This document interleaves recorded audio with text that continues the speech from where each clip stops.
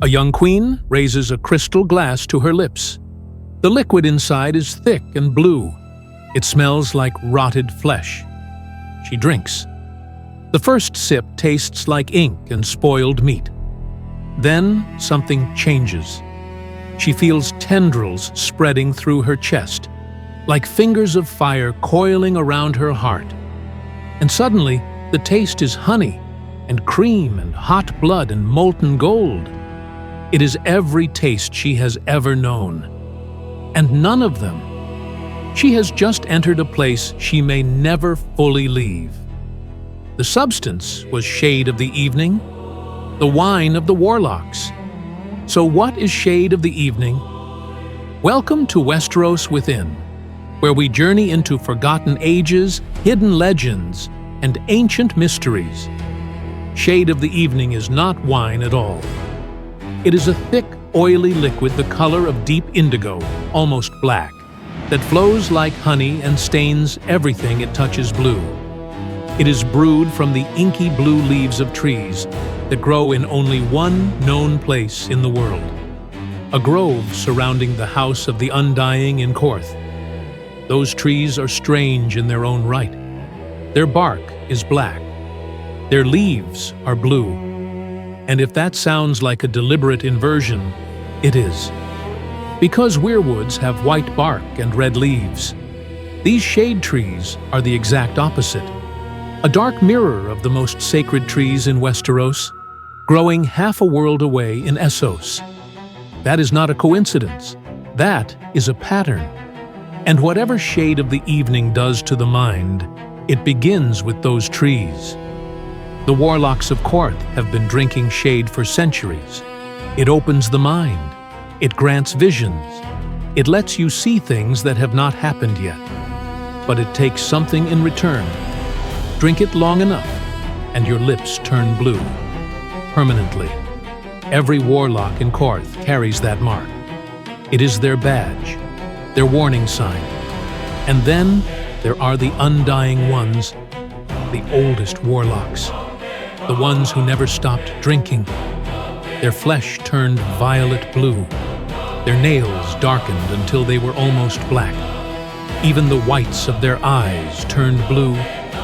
They sat in their chamber at the heart of the House of the Undying, ancient and withered, barely recognizable as human, clustered around a single enormous heart that beat with blue light.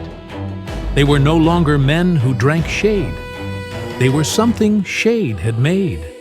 And when Daenerys Targaryen entered their chamber, they did not share their wisdom. They tried to feed on her, but before they turned on her, the shade showed Daenerys things she was never meant to see. A dead man with a wolf's head, wearing an iron crown, seated at a feast of corpses. A dying prince with rubies scattering from his armor, whispering a woman's name. A blue flower growing from a crack in a wall of ice. These were not fantasies. Some of them had already happened. Others had not happened yet. The shade did not just open her mind, it opened time. And that is what separates shade from ordinary sorcery. It does not merely trick the senses. It reveals something true, something real, something the drinker was perhaps not ready to understand. Which raises a question no one in Qarth ever thought to ask. If the visions are real, what is the source? This is where the pattern deepens. Far to the north, beyond the wall, Bran Stark eats a paste made from weirwood seeds. The first taste is bitter. Then it transforms, becomes honey and new fallen snow, and the last kiss his mother ever gave him. The same progression. Revulsion, then transformation. A taste that becomes personal, drawn from the drinker's own memory. Two substances, two trees, two children who tasted something foul and then saw beyond the world. One paste is red. One liquid is blue. One grants sight through the trees of the old gods. The other grants sight through the trees of the warlocks. And both exact a terrible cost. The green seers merge with their trees, and eventually die. The undying withered into blue husks and fed on the living. The same gift, the same price, opposite colors, as if something ancient split itself in two.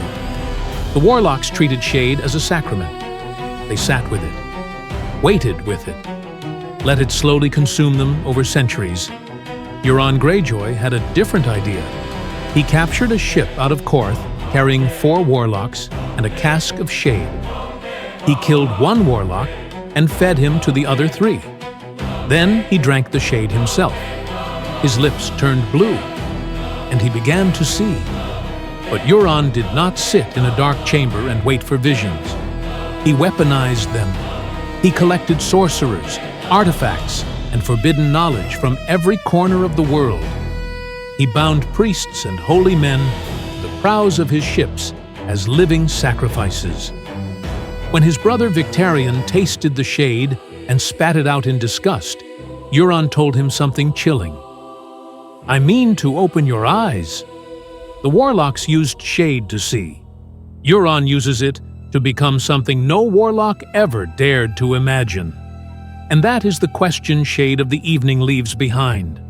The House of the Undying is ash. Drogon burned it. The Undying Ones are gone. Their blue heart was torn apart by dragonfire. But the shade still exists. Euron still drinks it. And magic in the world is growing stronger, not weaker. So what happens when a substance that grants visions of the future falls into the hands of a man who believes he is destined to kill the gods? No one knows. But Shade of the Evening has always done the same thing. From the first warlock who ever raised a cup to his lips, it shows you the truth. And then it makes you pay for it. If you want more secrets uncovered from the world of Westeros, subscribe and stay with us. And tell me in the comments, do you think Shade and Weirwood paste come from the same source? Or something far darker? Westeros within. The stories they never told you.